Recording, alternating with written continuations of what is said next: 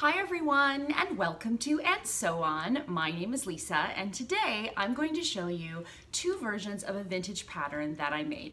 So the pattern is this one here. It's Simplicity 7578 from the 70s. Now I know some people are getting irritated with me for calling 70s patterns vintage, but I think as long as it's been a generation, it's considered vintage. And I'm from the 70s. and 40 years old I think counts as vintage, but if you don't like that term, I apologize, but I call these vintage, and I love the artwork on these. I just think they're all so pretty, and actually I have a few to show you later from my neighbor who lends me all sorts of patterns. So if you go back, I'll link where I bought this. I got this in a haul. I got this for 50 cents or maybe 70 cents in Seattle, I think it was, at a thrift shop. So I love thrift store shopping, and I found some really cute ones. So this one here, I'm going to show you the instructions. Oh no, I'm not, because they're not in here. So when I first looked at this, I just loved the shape. I love this stripe one and the belt. This one comes with size 10 and 12 together, and when I measured, I basically made the 12.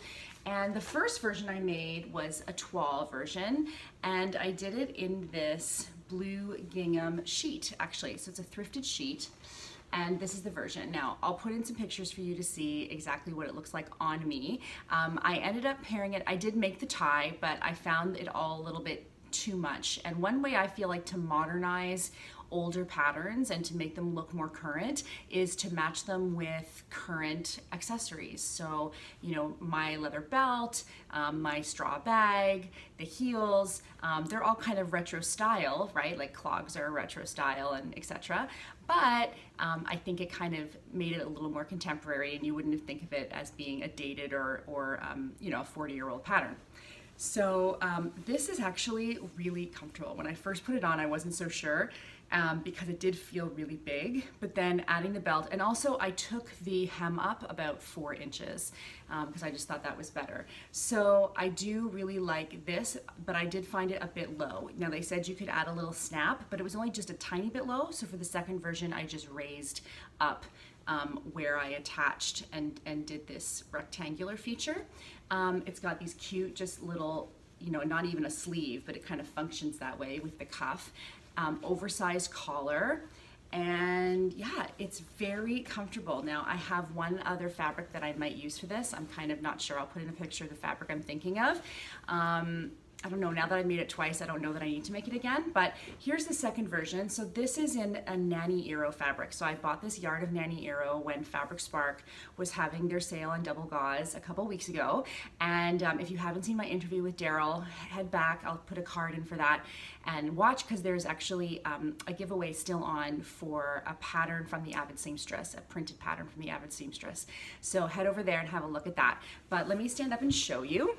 Okay, so I think this is another way to kind of make something a little bit more current, is I did a high-low hem.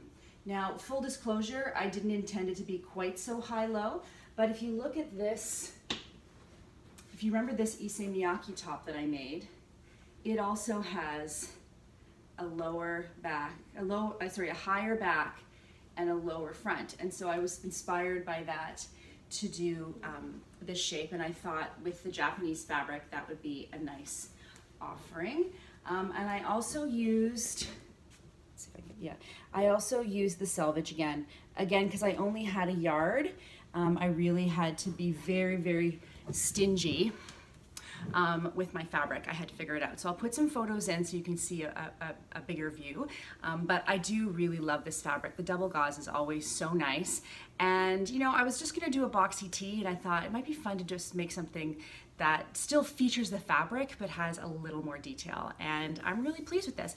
I also, like I said, I raised up this by about a ½ inch. I basically moved it up half the size and just chalked that on, and now I don't feel any need to put a button in. Now the other thing is that on this one I used interfacing, and even though it was super light interfacing, the collar feels really kind of chunky to me, And so I was going to use a knit interfacing on this one, but I thought, well, because double gauze is already 2 layers of fabric, technically that's 4 layers of fabric. It's a little floppy, but I think it kind of works with the softness of the color and the softness of the fabric, so I don't mind so much. So yeah, so that's this. I hope that you like it. So I also borrowed a few other patterns from my neighbor. I'm so lucky to have Janet next door.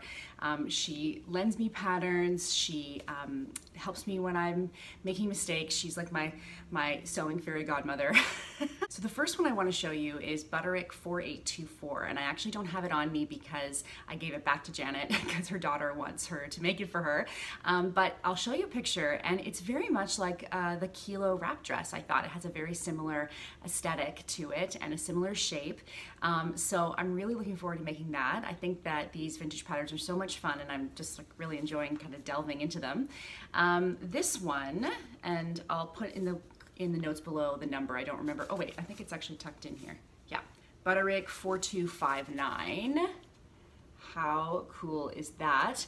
And Janet has made the top, and she also made the pants. She said the pants were a little funny, they were a little gapey, but the top is awesome. So I might give that little shirt a try, but I love this. Look at her face, look. So great. So then there's this one, and this is an alternative to this one that I just made with a little more detail, and I just love the shape of that as well, and I think that could be a good thing to make and finally conquer buttonholes, which I know are no big deal, but I've just never done it, so it'll be fun to try that. And then this cute wrap and go apron dress. I love this. It's literally an apron, look. Literally an apron, and you wrap it. Now it's teeny, it's a size petite, which I am not. I'm pretty tall, I'm 5'8" almost, so petite is not me, but my daughter, who is now wearing size extra small women's clothes, I think this would be perfect for her. All right, that's all for today. I hope that you guys enjoyed seeing my newest makes and that you're enjoying your summer, and I will see you again very soon. Bye-bye.